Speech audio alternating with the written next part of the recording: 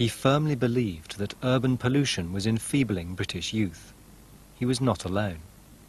A parliamentary committee warned, "The deterioration of standards of physical health constitutes the gravest national peril."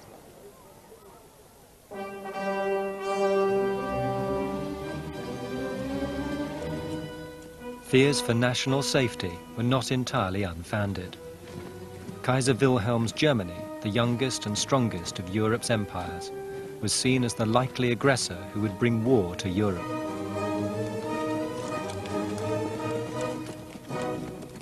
And in war, only the fittest would survive. Could scouting save the nation? Baden-Powell thought so. In an article for the Eton School magazine, he wrote, "We are a small country, surrounded by nations who may at any time attempt to crush us. One great thing each boy can do for his country is to get together a squad of, say, 10 boys from his town or village and teach them how to shoot, how to scout, and how to drill." Just as the Eton College article begins with the notion of England being surrounded by enemies, so the Boy Scout handbook begins with a discussion of Mafeking, which was surrounded by enemies. And it's quite clear that Baden-Powell sees the metaphor of Mafeking as an indication of what England faces, that England is surrounded and is vulnerable, and the way to deal with that is to train lower-class youth to be prepared to fight for the empire. A dull lad who can obey orders, he says, is better than a bright one who can't. What one has to remember is that Baden-Powell was a soldier all his working life, and so of course he wanted boys to defend Britain and the empire if it was attacked. That was very, very important to him. But it didn't come first in his thinking about the Boy Scouts. It was his desire to make boys into better citizens that was his greatest interest. The Good Turn, for example, was all about this. And then there was the prohibition of snobbery and the idea that Scouts were brothers to every other Scout. Happiness was all important in the Scout movement. He wanted boys to be happy. In 1907, Baden-Powell, now aged 50, organised his first camping expedition to test his ideas on scouting. In May, he sailed to Brownsea Island off the Dorset coast. With him were boys from Harrow, Eton and Charterhouse, together with local lads from the Bournemouth Boys Brigade.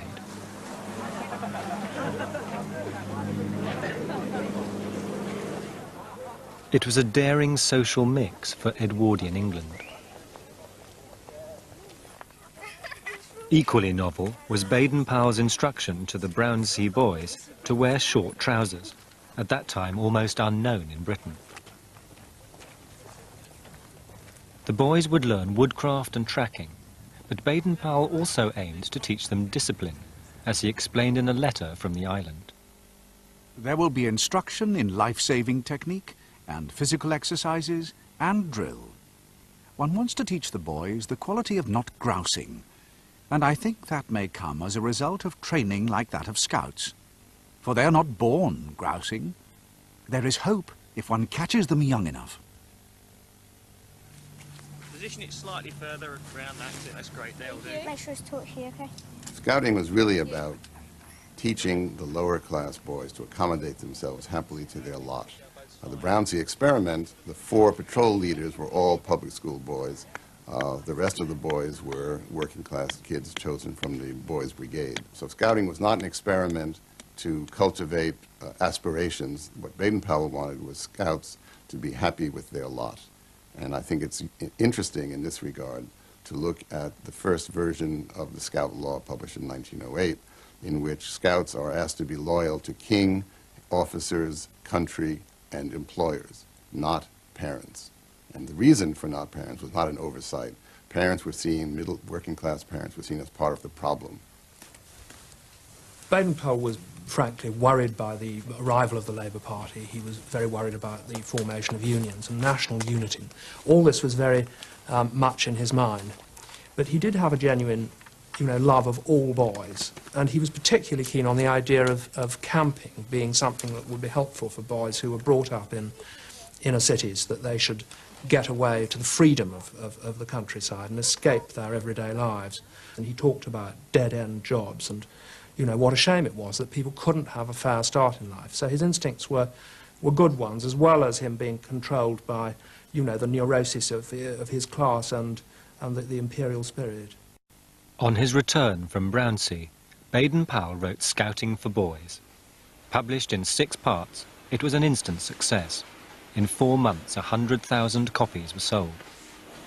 It would go on to outsell all printed books apart from the Bible, the Quran, and the thoughts of Chairman Mao. Baden-Powell could have made his fortune from it, but instead donated all the profits to the Scouts. Today, the Boy Scout Manual is the handbook for democratic youth the world over. More than 10 million copies have already been sold. It is a guide for the Boy Scout who, one night each week, assembles with his troop to reaffirm his own oath and to administer it to any new member.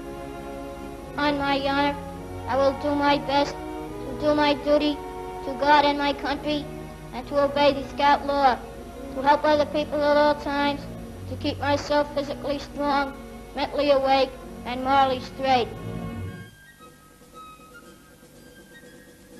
Scouting owes its appeal to Baden-Powell's knack for being all things to all men. Back in 1908, the establishment applauded its military bias, the church approved of its good deeds. And Edwardian boys found the packaging irresistible. I did try other organisations. The cadets went around blowing bugles, and I soon got bored with that, so I chucked it up. But the Scouts gave you so much more opportunity to be yourself. It was the comradeship, and I loved hiking out in the country with my mates, camping and learning woodcraft and about nature, the wonder of nature, which I was so impressed, always have been impressed with. Scouting was intended to make boys manly, so there was no place in it for girls. But this was the time of the suffragettes, and the girls were not going to let the boys have it all their own way. They agitated for an organisation of their own. In 1910, Baden-Powell gave in, appointing his sister, Agnes, first president of the Girl Guides. But the Guides faced fierce opposition from parents, worried that their outdoor activities were not at all ladylike. To calm their nerves, Agnes warned girls against over-enthusiasm. Violent jerks and jars can ruin a girl's interior economy and damage prospects of childbearing. She also expressed a concern that there are more girls nowadays with hairy lips, and I believe it due to the violent exercise they take. Will you do your best? Answer me.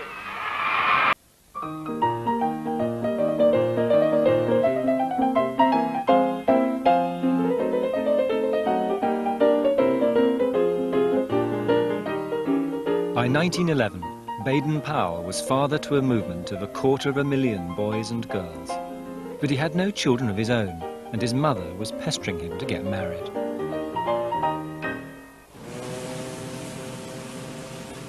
Sailing to America on scout business that summer, he met Olive Soames. He was 55, she 23. Strong, energetic, and with a love of the outdoors, she was an ideal match for Baden-Powell. They were married the following year. Baden-Powell was really put on the spot by his mother, so you've got to get married, more or less. And so he had to find somebody who would, in a sense, suit his mother and also suit himself. And in this sense, Olive was ideal. She was boyish, she was athletic, she was, in a sense, a sort of boyish man, if you like. So that, as far as Baden-Powell himself is concerned, he wasn't really marrying a woman. He was sort of marrying a young man. And as far as his attitude to his mother was concerned, who was such a dominant lady, in her eyes, I think he would feel that she wouldn't be a real woman, so she wouldn't be a competitor to his mother. So I think in these two ways, she was absolutely ideal. Not quite ideal. When it came to consummating the marriage, Baden-Powell began to suffer agonizing headaches. his doctor asked him to write down his dreams. He wrote, Despite the headaches and the troubling dreams, Baden-Powell did love his wife and succeeded in fathering 3 children.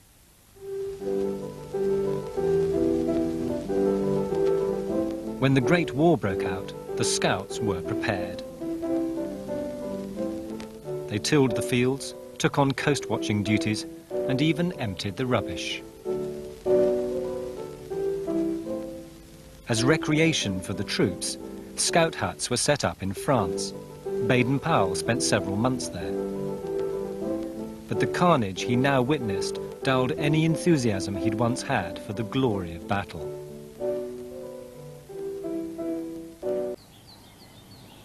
In 1919, as if to mark his conversion to pacifism, the Baden-Powells named their new home Pax Hill. Betty Clay, the youngest of their children, spent her childhood here. It looks lovely, just as it did when I left it 59 years ago. It was here that her father's headaches finally left him when he moved his bed out of his wife's room and onto the balcony. This has been built quite recently. This itself was the balcony. And of course it didn't have these sliding glassed-in doors. It wasn't glassed in at all. It was just open, and this was my father's bedroom.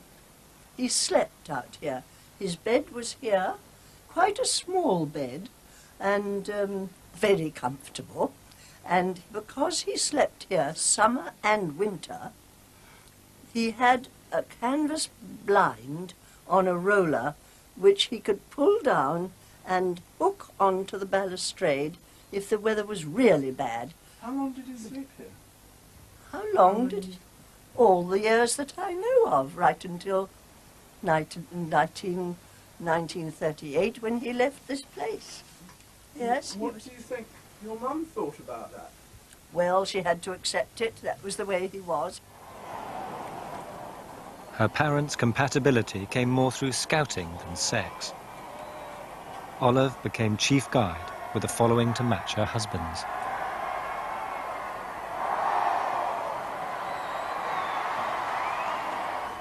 Of course, my mother and father had the most completely wonderful partnership that one can imagine.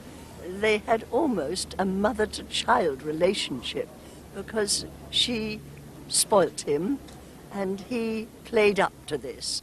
He would pretend to cry or to sulk as though he were a naughty child, and she would chide him for it. Oh, you must do this, you must put on a woolly, darling, because I feel cold, that sort of thing, just to amuse us. In many ways, the 3 children, Peter, Heather and Betty, had an idyllic childhood. And their parents were keen they shouldn't grow up too quickly.